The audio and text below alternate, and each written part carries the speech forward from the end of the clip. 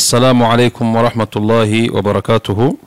الحمد لله رب العالمين، والصلاة والسلام على أشرف الأنبياء والمرسلين سيدنا محمد صلى الله عليه وسلم وعلى آله وأصحابه وسلم تسليما كثيرا. أما بعد، ishimwe ikuzo ibisingizo byiza nta wundi bikwiye usibye Allah subhanahu wa ta'ala, amahoro n'imbabazi bye ku ntumwa Muhammad sallallahu alayhi wa sallam, we n'abiyo n'abamukurikiye n'abazageza mu buzima bwabo bwa nyuma bakimukurikiye.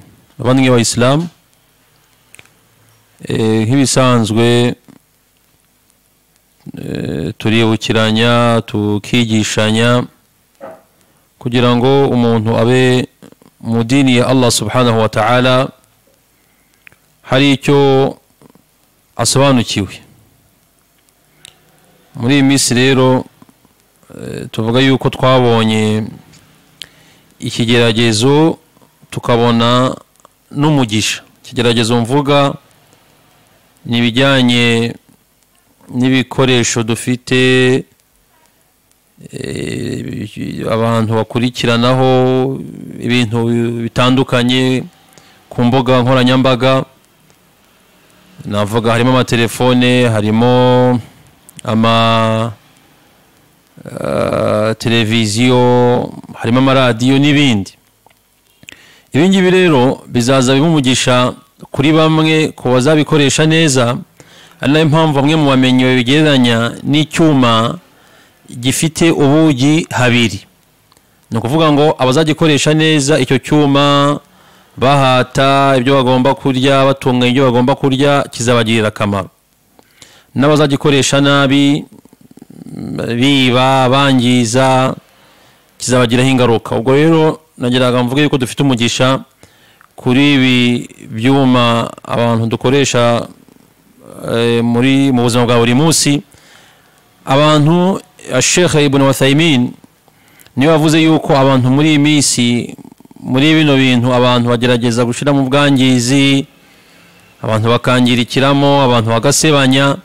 Byari bikwiye yuko n'abandi cyane cyane abamenyi bashiramo ibyagirira abantu akamaro. Ubwo rero muri rwego dufata akanya minota mike tukibukiranya kugira ngo abantu tubashe kugendana n'abakora ibyiza n'abigisha abandi. Ejo imbere ya Allah subhanahu wa ta'ala ntibizagaragare yuko tutigeze tubona umwanya wo kugira abantu inama. Ikindi nakwibutsa nuko ari byiza mbere yuko abantu tujya gufata umwanya wo kwigisha abantu ku mbuga nkoranyambaga n'ahandi, umuntu yagahereye iwe naho, kuko nta wabura uburyo yakwigisha ijambo ry'Imana Allah subhanahu wa ta'ala. Bavandimwe b'Abayisilamu, Allah nampereza umwanya inshallah ta'ala tuzarebera hamwe igitabo cyitwa Sifatu salati nabiyyi sallallahu alayhi wa sallam min takbir ila taslim ka'annaka taraha. Ni igitabo cyanditswe na Sheikh Muhammad Nasiruddin al-Albani, agaragaza uburyo n'ibyari bigize isengesho ry'intumwa y'Imana Muhammad sallallahu alayhi wa sallam. Igitangira ubwo ni kuvuga Allahu Akbar kugeza irisoje, ngo umeze nkaho ubireba. Tuzagerageza inshallah tuganire kuri iyo shusho y'iyo swala inshallah ta'ala. Impamvu nuko bavandimwe b'Abayisilamu, umuntu natamenya gutunganya cyane cyane iswala n'izindi ibada akora bizagorana, kuko ntabwo wamenya gutunganya izindi ibada iswala utayizi. Niyo mpamvu tuzareba uburyo intumwa y'Imana Muhammad sallallahu alayhi wa sallam yayikoraga. Mbere yuko twinjira ku bijyanye n'iswala y'intumwa y'Imana Muhammad sallallahu alayhi wa sallam, byakabaye byiza turebye agaciro k'umuntu kugira intumwa y'Imana Muhammad sallallahu alayhi wa sallam nk'icyitegererezo cye mu buzima bwe, cyane cyane ubuzima bw'amasengesho n'ubugandukira Imana Allah subhanahu wa ta'ala. Bavandimwe b'Abayisilamu, la yakhfa alayna anna Rasulullah sallallahu alayhi wa sallam huwa muballigh. Ntabwo byatwihisha yuko intumwa Muhammad sallallahu alayhi wa sallam ari we waje gusobanurira abantu idini ya Allah subhanahu wa ta'ala. Allah atubwira muri surati Al-Maida ni aya 67 Allah subhanahu wa ta'ala aratubwira ati ya ayyuha ar-rasulu balligh ma unzila ilayka min rabbik wa in lam taf'al fama ballaghta risalatahu wallahu ya'simuka minan nas inna allaha la yahdi al-qawma al-kafirin. Allah subhanahu wa ta'ala yabwiye intumwa Muhammadin sallallahu alayhi wa sallam yuko ageza agasohoza agasobanura ibyo Allah subhanahu wa ta'ala yamuhaye kugeza ku bantu. Naramuka atabikoze ntabwo azaba ashohoje ubutumwa bwa Allah subhanahu wa ta'ala. Ati rero Allah subhanahu wa ta'ala niwe uzakurinda. Allah subhanahu wa ta'ala kandi ntabwo yobora abantu bahakana ibyaba yabahaye ngo bemerewe bakabyirengagiza. Bavandimwe wa Islam, gukurikira intumwa y'Imana Muhammad sallallahu alayhi wa sallam mu buzima bwacu bwa buri munsi ni ikintu cy'umugisha cyane, kiranadufasha.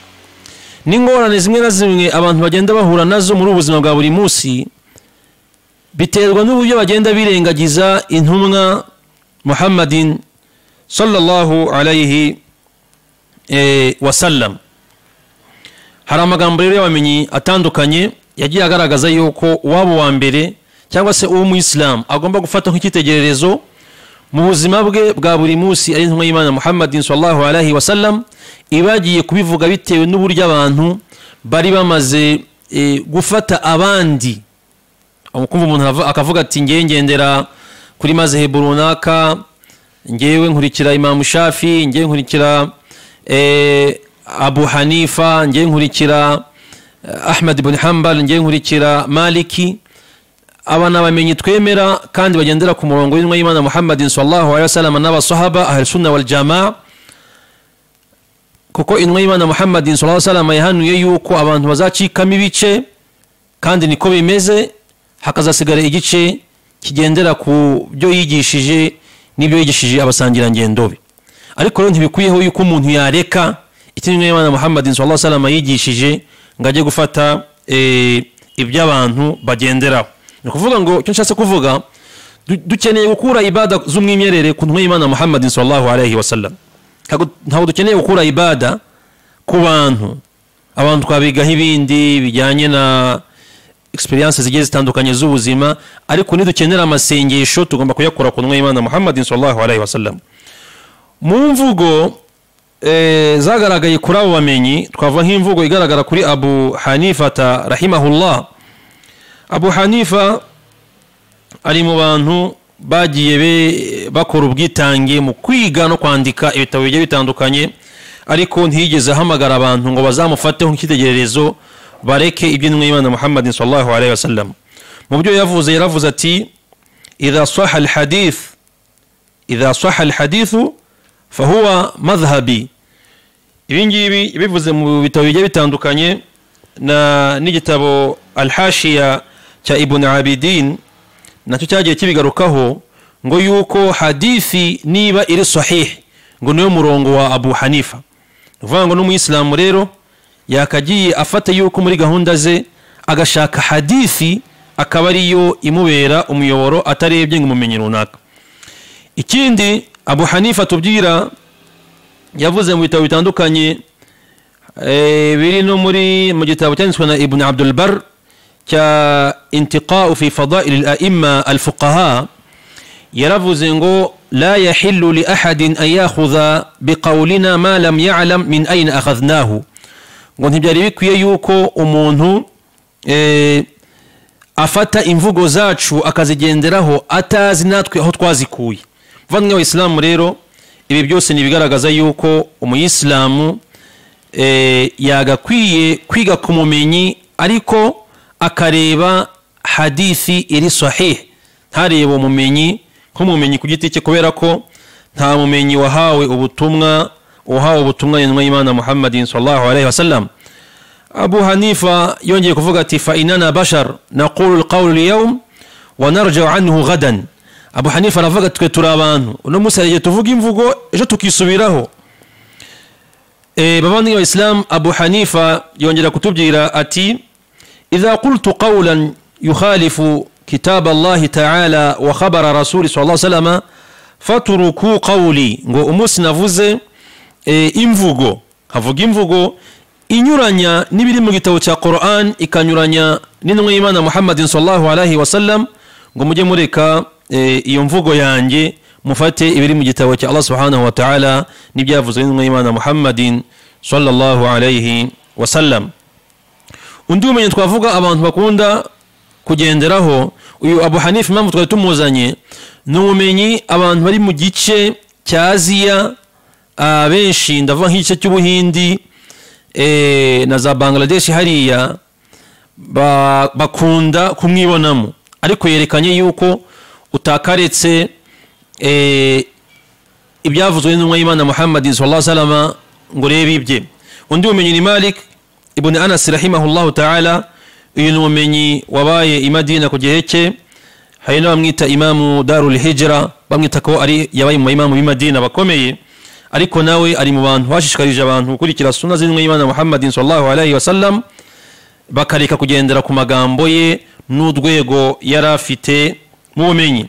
Mu byo yavuze hari nk'imvugo na Ibn Abdul Barri yaciye mu gitabo cye Al-Jami', yaratubwiye ati inama ana basharun.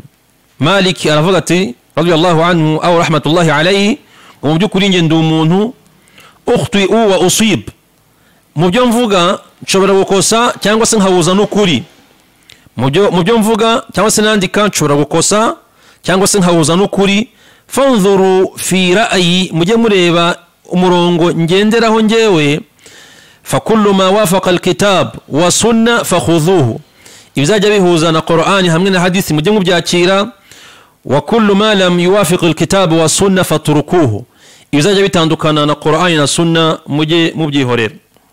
Mu bindi yavuze Malik ibn Anas rahimahullah, yaravuze ati laysa ahadun ba'da an-nabiy sallallahu alayhi wa sallam illa wa yukhadhu min qawlihi wa yutraku illa an-nabiy sallallahu alayhi wa sallam, muzindi mvugo illa sahib al-qabr. Yaratubwiye ati ngo nyuma y'intumwa y'Imana Muhammad sallallahu alayhi wa sallam nta muntu n'umwe uriho wagira ibyo avuga ku bijyanye n'idini usibye ko mu mvugo ze hari izo umuntu yakira cyangwa se akareka. Kiretse intumwa y'Imana Muhammad sallallahu alayhi wa sallam niwe ibyo avuga yaba ku bijyanye n'idini cyangwa se ku bitajyanye n'idini byose intumwa y'Imana Muhammad sallallahu alayhi wa sallam hadisi bayi sahihi umuntu abagomba gukora iki kubyakira. Uyu nguyu ni Imam Malik. Rero twavuga no mu gice cya hano iwacu muri Afrika hari abantu mufatamo nk'ubumenyi cyitegererezo, navuga nko muri Magharibi bino bice bya West Africa, kuko twebwe muri East Africa cyane dukunda kugendera kuri Imam Shafi rahimahullah, ariko nawe ntabwo tugomba kumubona nk'umuntu abantu bagomba gukurikira buhumyi batarebye nawe aho yize, kuko ibyo yize yagiraga asobanure iby'intumwa y'Imana Muhammad sallallahu alaihi wasallam yigishije. Nawe mu byo yavuze Imam Shafi yaravuze ngo ma min ahadin illa وتذهب عليه سنة لرسول الله صلى الله عليه وسلم وتعزب عنه، فمهما قلت من قول أو أصلت من أصل فيه عن رسول الله صلى الله عليه وسلم خلاف ما قلت فالقول ما قال رسول صلى الله عليه وسلم وهو قولي. Imam Shafi yaratubwiye ati uko byagenda kose, uko umuntu yakwiga kose, hari sunna amenya hari n'izo atamenya. Ati rero ndamutse mvuze ikintu cyangwa se nkagira ibyo nandikaho nkabiva umuzi bitandukanye n'iby'intumwa y'Imana Muhammad sallallahu alayhi wa sallam, ubwo uhabwa ukuri n'intumwa y'Imana imvugo yanjye ikarekwa, kandi imvugo y'intumwa y'Imana Muhammad sallallahu alayhi wa sallam niyo iba iri imvugo yanjye. Ikindi Imam Shafi yatubwiye ati ajma'a al-muslimuna ala man istabana lahu sunnata an rasulillahi sallallahu alayhi wa sallam lam yahillu lahu an yada'aha liqawli ahadin, ngo abayisilamu cyangwa se abemeramana bose bemeranyije yuko uzagerwaho na sunna z'intumwa y'Imana Muhammad sallallahu alayhi wa sallam ntabwo byemeye ko ayireka ngo nuko hari undi wavuze. No mu byo yavuze Imam Shafi yaravuze ati idha wajadtum fi kitabi khilaf sunnati rasulillahi sallallahu alayhi wa sallam faqulu bi sunnati rasulillah wad'u ma qultu, Imam Shafi aratubwira ati nimuri mu bitabo byanjye cyangwa se mu mvugo zanjye mugasanga hari zitandukanye z'intumwa y'Imana Muhammadin sallallahu alayhi wa sallam, mujye murebe icyo intumwa y'Imana yavuze, mureke ibyanjye. Nawe mu byo yavuze bigaragara mu bitabo bitandukanye, harimo ibyagaragajwe na Nawawi nk'umuntu nawe wamubaye hafi, yaravuze ati idha sahha alhadithu fahuwa madhhabi, ngo umunsi hadithi yabaye sahih niwo murongo wanjye. Ni imvugo nyinshi abavandimwe b'Islamu bagiye bagarukaho, ariko zishimangira iki ngiki turi kuvuga. No mvugo yaravuze ati kullu hadithin an nabiy sallallahu alayhi wa sallam fahuwa qawli wa in lam tasma'uhu minni, ngo buri hadithi zaturutse ku Imana Muhammadin sallallahu alayhi wa sallama, ngo izo ngizo niwo murongo wanjye, nubwo rwose mwaba mwarazumvishe ku bandi batari ngewe. Undi twavuga abavandimwe b'Abayisilamu, abayisilamu bafata nk'ubumenyi ukomeye ni Imam Ahmad ibn Hanbal rahmatullahi alayhi.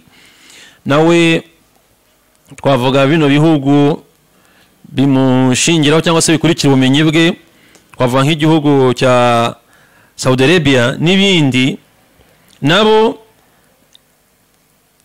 ntabwo bagomba kumukurikira cyangwa se ngo bamurebereho nk'umumenyi bagomba gufata ibye, ahubwo nawe yaberetse yuko icyo bagomba kureba ari ibyavuzwe n'intumwa y'Imana Muhammadin sallallahu alaihi wasallam. Mu magambo ye yaravuze ati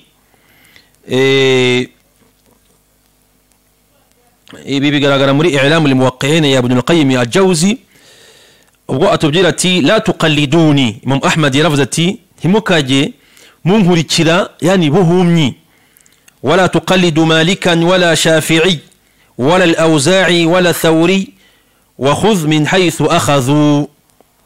Abeti ntimukamfateho nk'ibyo mvuze nindakuka cyangwa Imam Maliki, ababara bari mu be na Imam Shafi'i na Awza'i na Thawri, ahubwo munanye mujye mureba natwe aho twize, mujye mureba natwe aho twize. Mu gusoza abavandimwe b'Islam, icyo twakwibutsa nuko umuyisilamu agomba kugira intumwa y'Imana Muhammadin sallallahu alayhi wa sallam icyitegererezo, akareba hadith zabaye sahih akazigira umurongo we, yarangiza agasoma akamenya uburyo agomba kwiga, cyane cyane nk'iki gitabo tujye kuzarebera hamwe cy'iswala, turi uburyo intumwa y'Imana Muhammadin sallallahu alayhi wa sallam